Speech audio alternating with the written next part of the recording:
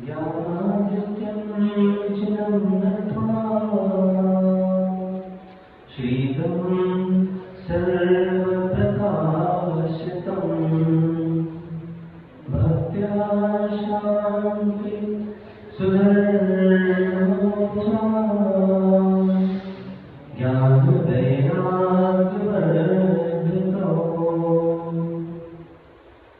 इच्छान्तारं सिद्धान्तैरमोहनपरायणम्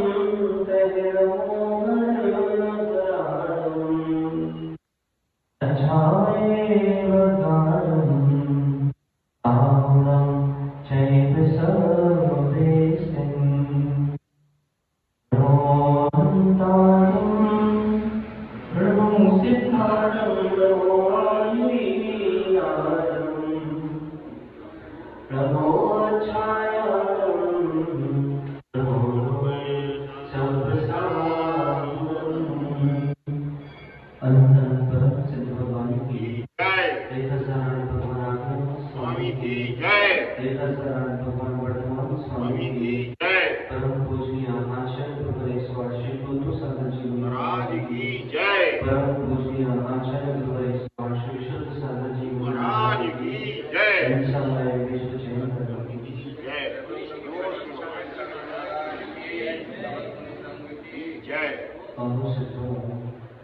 सिद्धत्व स्वात्म साधना निर्ग्रंथता तत्व प्रतीति व शुद्ध आराधना।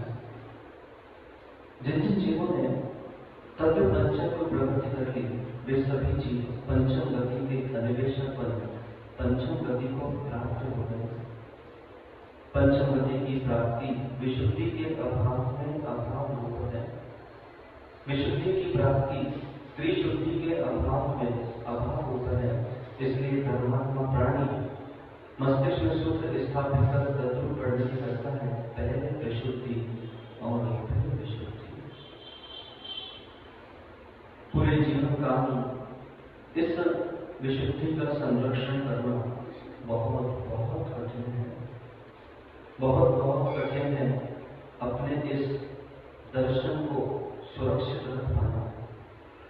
बाल्यकाल की अवस्था होती है, माँ बताती है मंदिर जाना पड़ता है, माँ बताती है कि ये धार्मिक कार्य आदि करना पड़ते हैं, और जैसे जैसे आयु वृद्धि को प्राप्त होती चली जाती है, बिरले ही ऐसे जीव हैं जिनका वह दर्शन, वह श्रद्धान परिपूर्ण रूप युक्त होता है। आचार्य भगवान श्री शिवकोटि स्वामी जी ने महान ग्रंथ भगवती आराधना, जीवन भर जिनको रानिका जाना है उनको कुछ नहीं करना चाहिए, जो वो कर रहे हैं उससे श्रेष्ठ कुछ नहीं है, क्योंकि अगर जो वो कर रहे हैं उन्होंने वो नहीं किया तो रानिका जाने से बच जाएंगे। लेकिन जिनको रानिका नहीं जाना है उनको जीवन भर भगवती आराधना और मरण कंडिका दो ग्रंथों का स्वाध्याय नियमित रूप से करते रहना चाहिए। आज संपूर्ण भारत में जितने भी संघ हैं, प्रत्येक संघ में भगवती आराधना जी, मरण कंडिका जी कैसे मरे और मूलाचार जी कैसे जिए, ये तीन ग्रंथों का स्वाध्याय सतत चलता है। कभी भी कोई भी जगह में मुनिराज आए तो मुनिराज से निवेदन करना चाहिए है कि महाराज जी हम आपके मुख से इन ग्रंथों का स्वाध्याय श्रवण करना चाहते हैं। अकेले नहीं करना, अगर अकेले कर लिया तो जितनी श्रद्धा बची है उतनी भी सुरक्षित रहे नहीं रहे इसकी कोई गारंटी नहीं है। क्यों? क्योंकि एक ग्रंथ पढ़ेगा, उस ग्रंथ में लिखा हुआ है मुनिराज के 28 मूल गुण होते हैं, और उन 28 मूल गुणों में वध समित इंद्रिय रोधो लोचा वास्य मचे गुणधारण खिदी सयन मटंड वडन खिड़ी गुणधान में वस्तन चा एदे कलु मूल गुण। अर्थात 7 शेष गुणों में एक शेष गुण होता है अणमाणम, स्नान नहीं करना चाहिए। अब इस ग्रंथ का स्वाध्याय उस स्वाध्याय माँ ने, उस स्वाध्याय पुरुष ने पढ़ी, के बाद जितने विषय उसमें लिखे थे उन विषयों को मस्तिष्क में स्थापित कर सके। उस ग्रंथ में लिखा हुआ था कि महाराज जब गमन करते हैं और मार्ग पर कहीं जल पड़ा होता है तो उसको बैठे रहना चाहिए। एक विषय पढ़ लिया, लेकिन वहीं पर दूसरा विषय नहीं पढ़ पाया और अनेकांतवादी बनना चाहिए था, आतंकवादी बन गया और उस आतंकवादी ने पूरा जैन दर्शन नष्ट कर दिया। ऐसे ही क्रम चला आ रहा है। वर्तमान का काल ऐसा चल रहा है, अगर मेरी भावना में पढ़ना है तो महाराज माता जी के सामने पढ़ो। समझ रहे आप? इसलिए क्योंकि अब हमारे पास वो प्रयोग सब नहीं बचे हुए हैं कि हम गाथाओं को, सूत्रों को, श्लोकों को, हिंदी पद्यानुवादों को पढ़कर उसका सम्यक अर्थ निकाल पाए, क्योंकि मन में जैसे जैसे आयु बढ़ती चली जा रही है, कुटिलता बढ़ती चली जा रही है और सबसे पहली दृष्टि नकारात्मक दृष्टि ही जाती है। ये मनुष्य का स्वभाव है।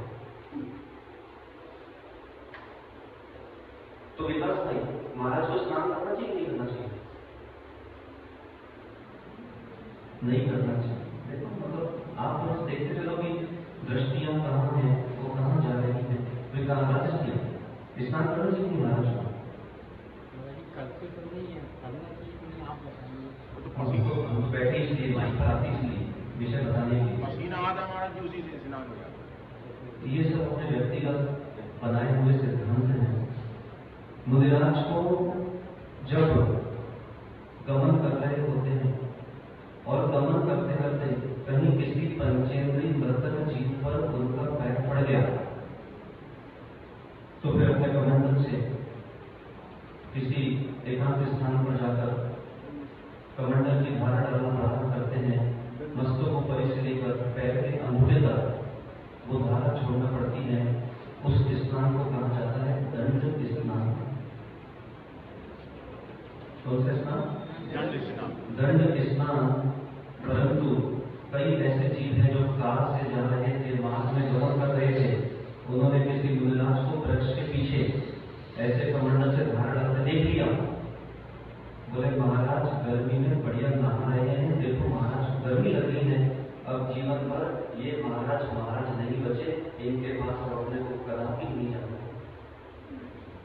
ऐसे हजारों विषय हैं जिन हजारों विषयों पर उस व्यक्ति ने अपना दर्शन खो डाला और जैन सत्य होकर भी जैन नहीं बचा। अभी नेकेड राउंड से महानुभाव है, लेकिन पर जैन तो वो उसका पुत्र और पिता दोनों अंग्रेजी भाषा में बात कर रहे थे। एक घंटा बात करते रहे तो मैंने उनसे पूछा कि आप अंग्रेजी भाषा में क्यों बात कर रहे हैं जबलपुर रहने के बाद भी? बोले महाराज जी मैंने अपने बच्चे को बचपन से हिंदी सीखी। तो मैंने पूछा भैया क्यों? बोले हिंदी में बहुत सारी गालियां होती हैं, इसलिए मैं चाहते नहीं कि मेरा बच्चा गालियां दे, तो मैंने सोचा उसको हिंदी सिखाऊंगा। मैं बोला इंग्लिश में भी होती है बताओ। तो गाली हिंदी का विषय, गाली अंग्रेजी का विषय, गाली भाषा का विषय नहीं है। अंतर के परिणामों में संक्लिष्टता आई, उस संक्लिष्टता को उद्घाटित करने का विषय वस्तु इसका नाम गाली है। वहीं पर एक स्थान पर पड़ा एक स्वाध्यायी माँ ने, क्योंकि सबसे ज्यादा मंदिरों में मचाने वाले ये स्वाध्यायी माँ है, जिन्होंने एक विषय पढ़ लिया, समझ है नहीं, किसी से पूछना है नहीं, और उस विषय का अर्थ जो 6, 8, 10 नंबर महिलाएं की टोली बैठी थी उनको समझा दिया, स्वयं भी दर्शन से भ्रष्ट हो गई और 8-10 लोगों को दर्शन से भ्रष्ट हो गए। पढ़ लिया मुनिराज का पानी पड़ा हुआ है, मुनिराज को पैर नहीं रखना चाहिए, पर दूसरा विषय भी पढ़ना चाहिए है कि 4 प्रकार के जीव होते हैं, जल जीव, जलकाई और जल। उसमें मार्ग में कभी मुनिराज आहार करने जा रहे हैं, वैसे मुनिराज बहुत सावधानी रखते हैं इन विषयों का कि इन सब विषयों से बचें, क्योंकि उनको पता है कि उनके बाजू में जो चल रहा है बाजू में जो चल रहा है वो आपकी आनी है, इसलिए महाराज प्रयास करते हैं। परंतु कभी भी पैर रखा जाए तो मुद्राओं पे असर नहीं करना। क्यों नहीं करना? क्योंकि फैला हुआ जल, बिखरा हुआ जल जिस पर गाड़ियां रुंध चुकी हैं, ऐसे जल में जीवों की उत्पत्ति नहीं होती है। मुद्राज पैर रखकर जा सकते हैं। पर कौन समझाए? आता है नहीं, आना है नहीं, प्रवचन श्रवण करना नहीं है, कक्षाओं में आना नहीं है, कक्ष में आना नहीं है। और दुनिया की कक्षा क्या है? जब से ये जूम चालू हो गया, क्या हो गया? हाँ, जूम कक्षाएं चालू हुई। घरों में बैठ के महिलाओं ने, घरों में बैठ के कपड़ेधारियों ने, जिन्होंने 2-4-5 ग्राम पढ़ लिए, उन्होंने अपनी टोलियों को पकड़ कर बोले रिटायर हो गए डॉक्टर साहब, अब रिटायर हुए इंजीनियर साहब, तो खाली तो हो गए, क्योंकि दिन भर में हर किसी में अड्डा चाहिए, खाली हो गया। जैसे प्रवचन हमारा अड्डा है, ऐसा ठीक है। हर व्यक्ति को, एक पुरुष के लिए उसका व्यापार क्षेत्र उसका अड्डा है, क्योंकि मनुष्य जब तक खाली नहीं होगा तब तक उसका तनाव रहित नहीं हो सकता। धन्य वो वे जीव जो ज्ञान मुखरित करके खाली होने का अभ्यास करते हैं, ऐसे ही जीव। तो विषय क्या चल, विषय क्या चल, मीटिंग पे रिटायर हुआ और रिटायर होने के बाद क्या करें? चलो एक काम करो, अभी 30-40 साल की उम्र बची है, अपन जूम पे टोलियां बना लो, चलो। फिर कुछ लोग यहाँ के पकड़ लिए, कुछ लोग विदेश के पकड़ लिए, ऐसे 50-60-70 लोगों का समूह पकड़ लिया। रात को 8 बजे कक्षा चालू और 11 बजे तक कक्षा चल रही।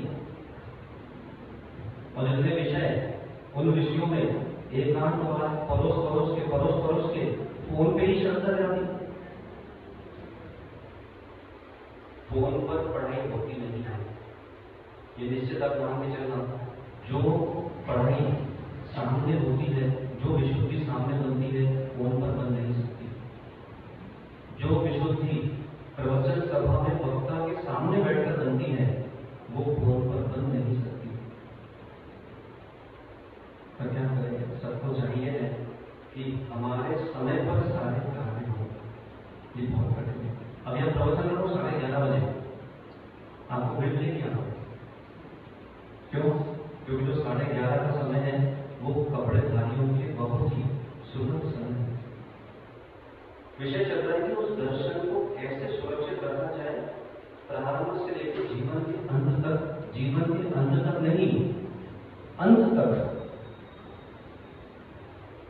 आचार्य भगवान शिव कोटि स्वामी ने भगवती आराधना से अपने श्री श्रावक हो, जितने भी वृद्ध हैं, चाहे वो डॉक्टर महेंद्र हो, चाहे सिंधी जी हो, पीसी जैन साहब हो, चाहे दादाजी हो, अपने मरण के पहले भगवती आराधना और मरण कंडिका का एक बार स्वाध्याय किसी विद्वान के मुख से श्रवण कर ले, क्योंकि नहीं श्रवण किया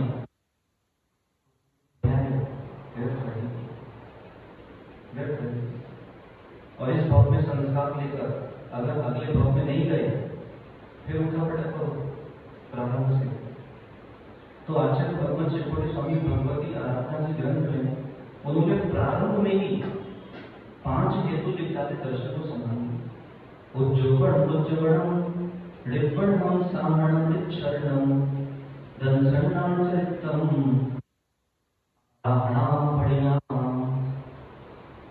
तवार महाराण प्रिय।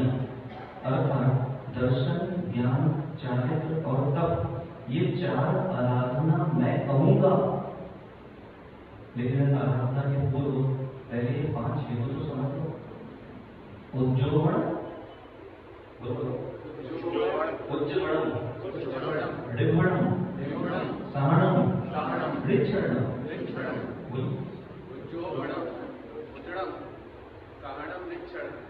उज्ज्वल, उज्ज्वलम, रिपणम, सामणम और ऋक्षणम। पूरे जीवन काल के बहुत महत्वपूर्ण ये 5 हेतु हैं जिसका मुनिराज बहुत ही पालन करते हैं।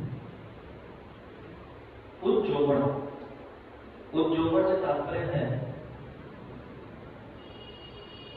ये आपके सामने तत्वार्थ सूची ग्रंथ है, उसमें कोई प्रश्न क्रमांक 44 देखिए, भगवती आराधना जी की द्वितीय क्रमांक की गाथा है ये, जो कि तत्वार्थ सूची भी आप प्रारंभ में पढ़े रहे हैं उसको। अब आप देखिए, मैंने यहाँ पे गाथा है, प्रतिदिन आप उसको ग्रंथ बोल रहे हैं, पर्युषण पर्व में आपने प्रतिदिन पढ़ा, लेकिन हमको स्मरण में नहीं रहा कि वहां पर है। तो ऐसा क्यों? ऐसा इसलिए क्योंकि यहाँ पर कुंतु सागर की माता 16वें श्लोक में इसी का विषय की बात कर रहे हैं कि बधे कौन बनता है। दिख रहा है आपको उज्जोबण उज्जोबण, और इसमें उज्जोबण पहला अर्थात उद्योतन, उद्योतन से तात्पर्य है मिश्रण।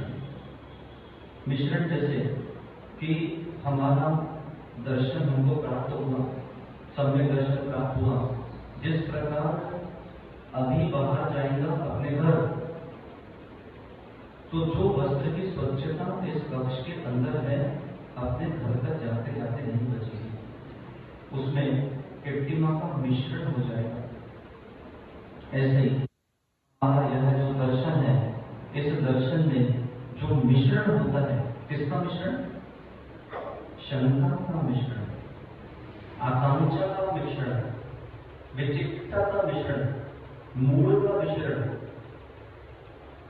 उपगोहन से रहित अवस्था का मिश्रण, वास्तव रहित अवस्था का मिश्रण, अस्थितीकरण का मिश्रण और अप्रभावना का मिश्रण, मतलब शंका आदि जो 8 प्रकार के सम्यक दर्शन के दोष हैं, इनका मिश्रण है।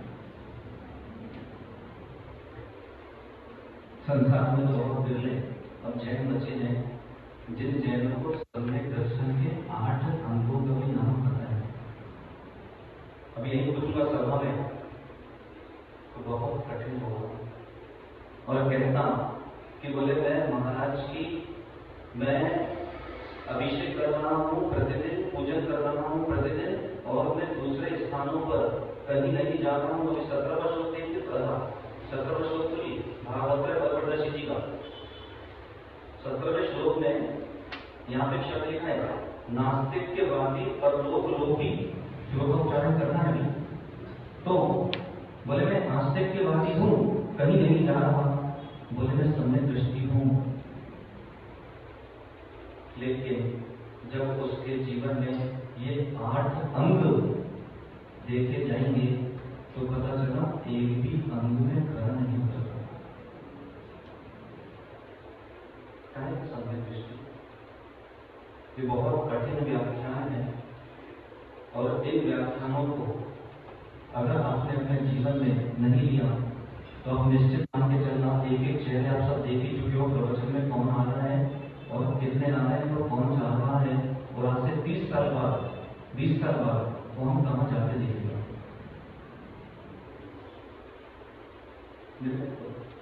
तो उज्जोबण जो मिश्रण है, दर्शन प्राप्त हुआ, दर्शन प्राप्त करने के पश्चात बार बार ये जो मिश्रण होगा, शंकाएं उत्पन्न होगी, ऐसा होता है कि नहीं होता है?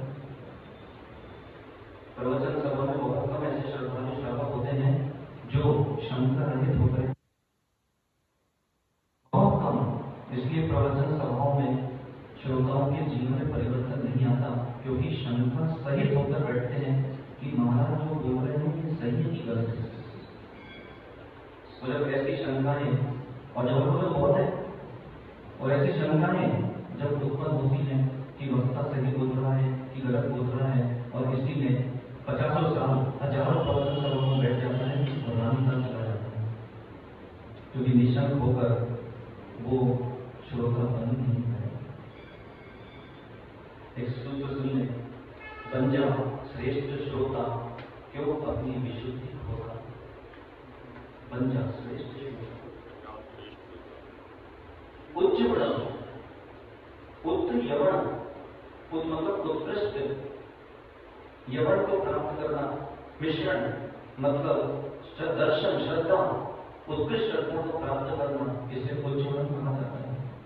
मतलब दर्शन को प्राप्त किया, मुनि बन गया, मुनि बनने के पश्चात फिर यह श्रावक बन गया श्रेष्ठ। कैसे अपनी श्रद्धा लेकर चले, उज्ज्वलन ऋभणम, ऋभणम मतलब होता है 22 परीक्षा बीच में आएंगे, गर्मी भी लगेगी, ठंडी भी लगेगी, मच्छर भी काटेंगे, अलाप भी होगा, अज्ञान भी होगा।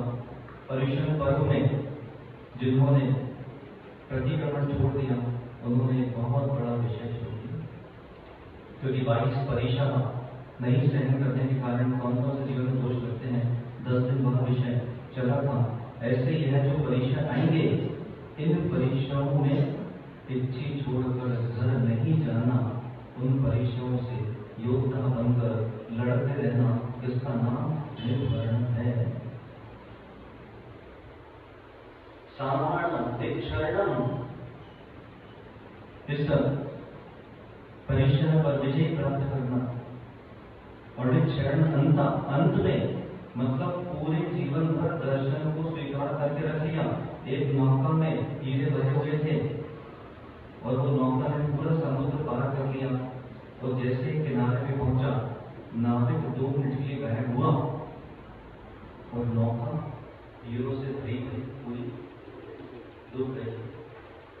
ऐसे कई श्रावक होते हैं जिन्होंने वहां रखे हैं, लेकिन सही समय पर अपने गुरु के पास नहीं पहुंच पाते और उनकी नौका उसके पहले ही डूब जाती है। ऐसे अनेकों उदाहरण देखने में आए हैं।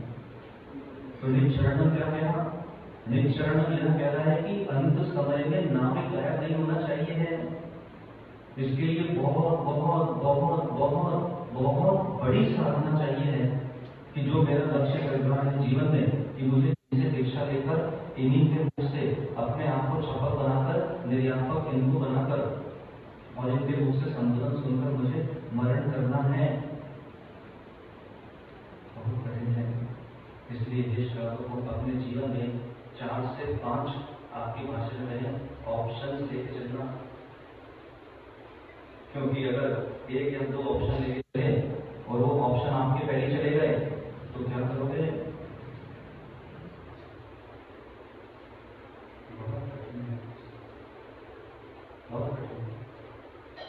मैंने आपको बताया था कि जब मैं बाबा से आ रहा था तो वहां पर एक मिले थे मुझे श्वेत अनुयायी, श्वेत पठान वाले अनुयायी। तो मैं बोले, महाराज हमारे महाराज साहब चले गए हैं, अब मैं जीवन भर किसी से दीक्षा नहीं लूंगा, अब मैं खूब मरण करूंगा। अपने मुझसे बोल रहा हूँ, मैं उसको उपाय बताया, तेरे महाराज साहब चले गए हैं, तो महाराज साहब के कितने अनुयायी है, कितनी श्रद्धा है, अब तुम महाराज साहब बनो और तुम उनका जैसा स्वरूप लो, उनकी जैसी चर्या करो, ताकि तुमने दुनिया में महाराज साहब देखने हैं। नकारात्मक दृष्टियां रखकर अपने जीवन जीने से कोई साधन नहीं। तो निश्चरणम मतलब दर्शन को प्राप्त किया है, वो दर्शन को अंत तक सुरक्षित रखना, और अंत तक सुरक्षित रखने पर भी उसको अगले भव तक लेके जाना। ऐसे अब इस ब्रह्मांड में गिने चुने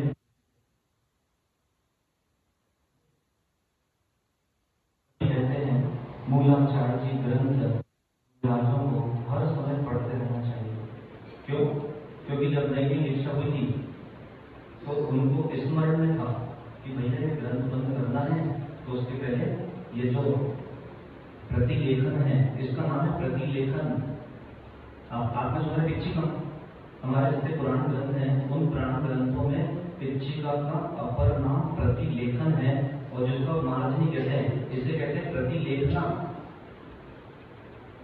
तो दीक्षा हुई थी, दीक्षा के 1 साल 2 साल तक याद था, ग्रंथ बंद करने के पहले प्रतिलेखन करना पड़ता है, मार्जन करना पड़ता है। और जैसे 5-10 साल हो गए बंद, दीक्षा के पहले याद था कि बैठने के पहले मार्जन करना पड़ता है, ये बैठना पड़ता है।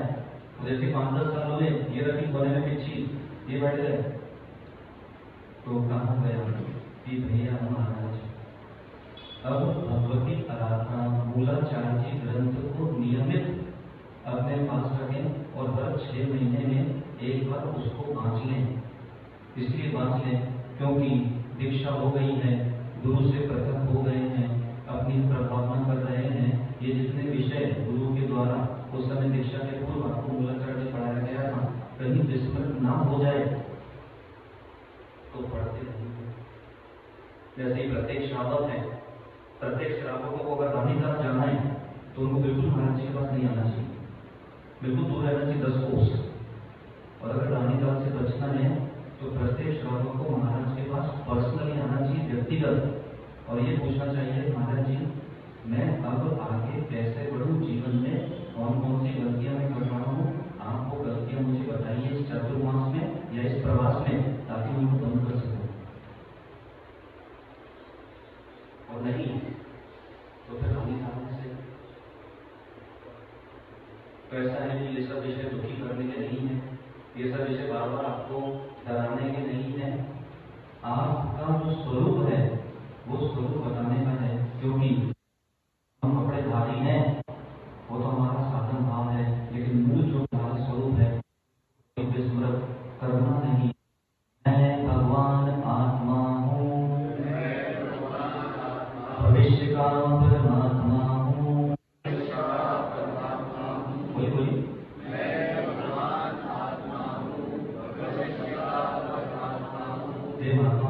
ब्रह्मोकार की माला फेरते फेरते तूने सदियों निकाल दी है, फिर भी चित्त में विशुद्धि नहीं आ रही है। कम से कम एक माला इस मंत्र की, मैं भगवान आत्मा हूँ, भविष्य का परमात्मा हूँ, मैं भगवान आत्मा हूँ, भविष्य का परमात्मा हूँ, मैं भगवान आत्मा हूँ, भविष्य का परमात्मा हूँ। मेरी चुनौती है कि जो विशुद्धि तुझे ब्रह्मोकार की माला फेरने से प्राप्त नहीं होगी, वो विशुद्धि तुझे इस मंत्र की माला फेरने से प्राप्त होगी।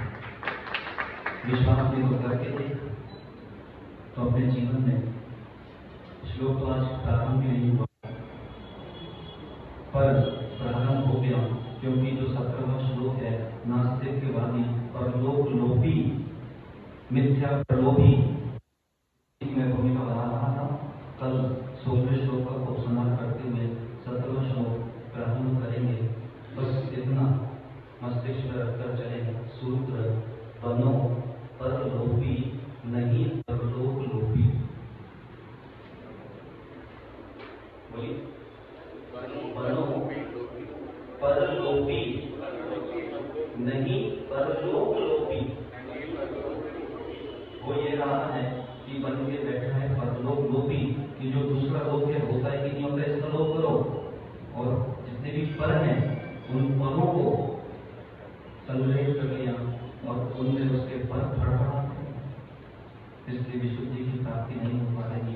शेष रामों को बहुत जल्दी जीवन का निर्णय कर ही लो, क्योंकि आपका तो मुझे पता नहीं, लेकिन आपके नीचे कुल में जो आपके पुत्र हैं, आपके पोते हैं, आपके नाते हैं, आपके नाती हैं, उनका लक्ष्य आपके मरण पर है।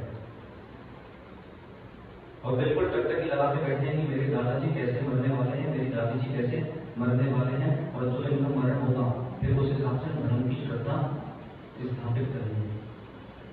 ठीक कर लो अपने यहाँ कहीं जाना न पड़ जाए। ग्रामीण काल भगवान से प्रार्थना करते चलो, हे भगवान, भगवान से भगवान को मिला देना और हमें भी भगवान बना देना। ध्यान करते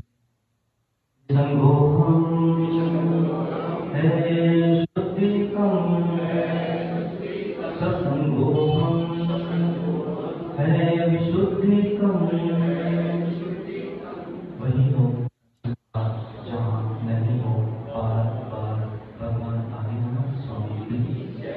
जय बोलो प्रभु निष्पाद ऋषि गणिता भाई महाराज की।